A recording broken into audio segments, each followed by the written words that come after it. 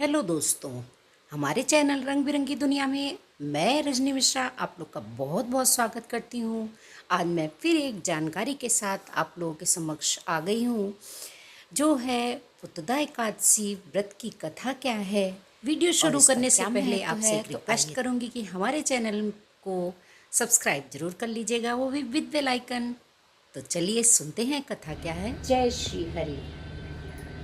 आप सभी को सावन मास की पुतदा एकादशी की बहुत बहुत शुभकामनाएं। सावन मास की पुतदा एकादशी का क्या महत्व है, ये व्रत कैसे करना चाहिए, इसकी कथा क्या है, ये सब कुछ जानने के लिए बने रहिएगा हमारे साथ हमारी वीडियो में अंत तक। तो आइए सुनते हैं इसका क्या महत्व है और इसकी कथा क्या है। श्री युधिष्ठिर जी भगवान से कहने लगे कि हे भगवान, मैंने श्रावण माह के कृष्ण पक्ष की कामिका एकादशी का व्रत तो सविस्तार सुन लिया। अब आप मुझे श्रावण माह की शुक्ल पक्ष एकादशी का क्या नाम है, ये कृपया बताइए। इस व्रत को करने की विधि क्या है, इसका महत्व भी सुनाइए। मधुसूदन कहने लगे कि इस व्रत का नाम पुतदा एकादशी है। इस एकादशी को पवित्रा एकादशी भी कहा जाता है। पुतदा एकादशी का व्रत करने वाले व्यक्ति को पूजा के बाद श्रावण पुतदा एकादशी की कथा अवश्य सुननी चाहिए, तभी यह व्रत संपूर्ण माना जाता है और सारी मनोकामनाएं पूरी होती हैं। अब आप शांतिपूर्वक इस कथा को सुनिए। इसके सुनने मात्र से ही वाजपेयी यज्ञ के समान फल मिलता है। कथा जरूर सुननी चाहिए। तो आइए जानते हैं पुतदा एकादशी की कथा क्या है।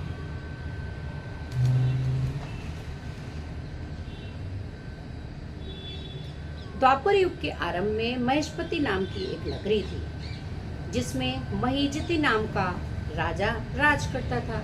लेकिन पुत्रहीन होने के कारण राजा को राज सुखीन नहीं लगता था, क्योंकि उसके कोई पुत्र नहीं था और वह पुत्र वियोग में दुखी रहता था। उसका मानना था कि जिसके संतान नहीं है उसके लिए यह लोक और परलोक दोनों ही सुखदायक नहीं है।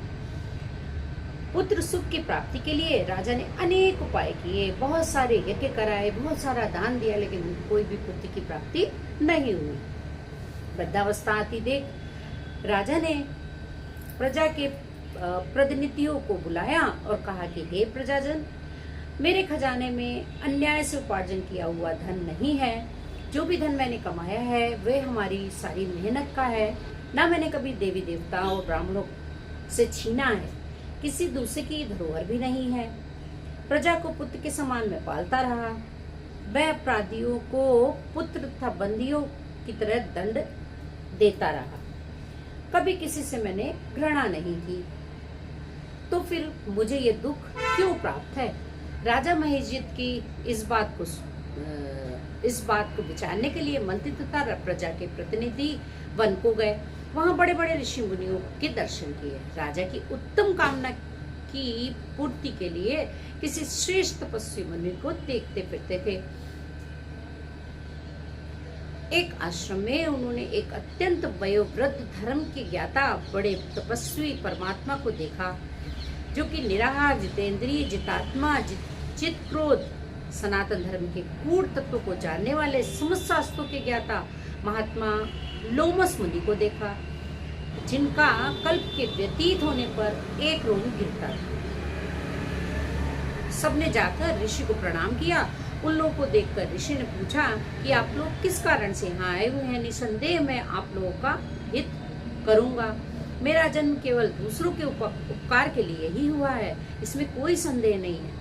लोमस ऋषि के ऐसे वचन सुनकर सब लोग बोले, हे महर्षि, आप हमारी बात जानने में ब्रह्मा से भी अधिक समर्थ रखते हैं, अतः आप हमारे संदेह को दूर कीजिए। महेशपति पूरी धर्मात्मा तथा महीजित प्रजा का पुत्र के समान पालन करता है, फिर भी पुत्रहीन क्यों है और इतना दुखी क्यों है। उन लोगों ने आगे कहा कि हम लोग उसकी प्रजा हैं, अतः उसके दुख से बहुत दुखी हैं। आपके दर्शन से हमें पूर्ण विश्वास है कि हमारा यह संकट अवश्य दूर होगा। क्योंकि महान पुरुषों के दर्शन मात्र से अनेक कष्ट दूर हो जाते हैं। अब आप कृपा करके राजा के पुत्र होने का उपाय बतलाइए। ये वार्ता सुनकर ऋषि ने थोड़ी देर के लिए आंखें बंद कर ली और राजा के पूर्व जन्म का वृतांत जानकर कहने लगे कि ये राजा पूर्व जन्म में एक निर्धन वैश्य था। निर्धन होने के कारण इसने कई बुरे कर्म किए।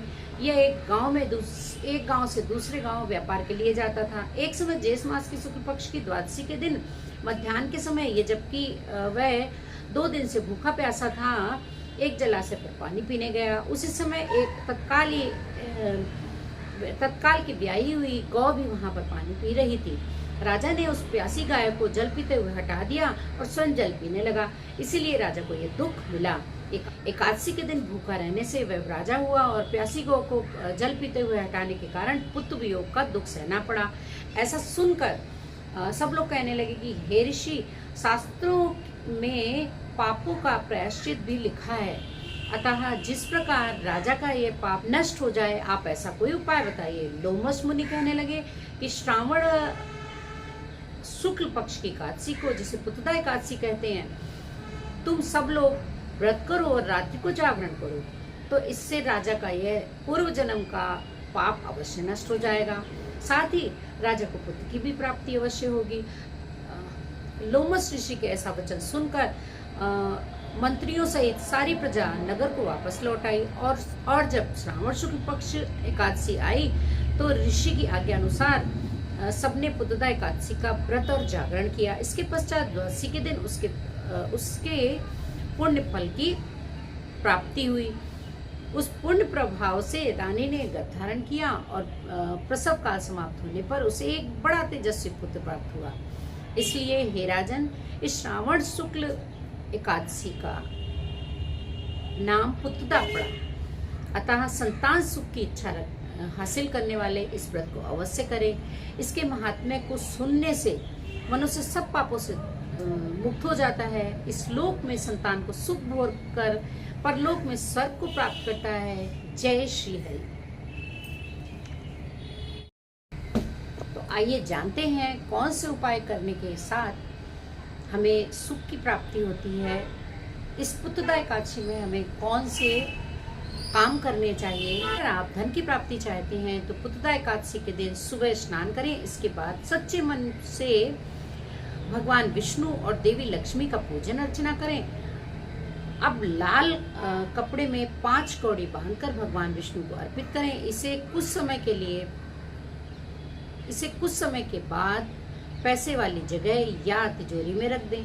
मान्यता है कि ऐसा करने से जातक को कभी भी पैसों की कमी नहीं होती। यदि आप पुत्रदा एकादशी का भगवान विष्णु को प्रसन्न करना चाहते हैं तो स्नान ध्यान के बाद विधि पूर्वक भगवान विष्णु की पूजा करें। इस दौरान कच्चे दूध में तुलसी और केसर मिलाकर भगवान विष्णु का अभिषेक करें। इस टोटके को करने से भगवान श्री हरि प्रसन्न होते हैं और बिगड़े काम बनाते हैं। इसके अलावा आर्थिक तंगी भी दूर होती है। पुत्रदा एकादशी के दिन पति और पत्नी को तुलसी के पौधे की पूजा अर्चना करनी चाहिए। साथ ही पौधे पर कलावा बांधे। इस दौरान वैवाहिक सुख शांति की कामना करें। माना जाता है कि इससे वैवाहिक जीवन में खुशियों की आगमन होता है। इसके अलावा तुलसी माता को 16 श्रृंगार की चीजें अर्पित करें। ऐसा करने से दाम्पत्य जीवन में लाभ मिलता है और जीवन सुख में व्यतीत होता है। पुत्रदा एकादशी हो या कोई भी एकादशी हो, उस दिन पूरे दिन भगवान श्री हरि का स्मरण करना चाहिए। माता लक्ष्मी की कृपा प्राप्त होती है। और मांस का सेवन बिल्कुल भी ना करें और तामसिक चीज़ों का भी सेवन नहीं करना चाहिए। चावल तो किसी भी एकादशी में बिल्कुल भी नहीं खाने चाहिए। और पूरे दिन भगवान श्री हरि का जाप करते रहें। श्री कृष्ण गोविंद हरे मुरारी, हे नाथ नारायण वासुदेवा। श्री कृष्ण गोविंद हरे मुरारे, हे नाथ नारायण वासुदेवा। हे नाथ नारायण वासुदेवा, हे नाथ नारायण वासुदेवा। कृष्ण गोविंद हरे मुरारी, हे नाथ नारायण वासुदेवा।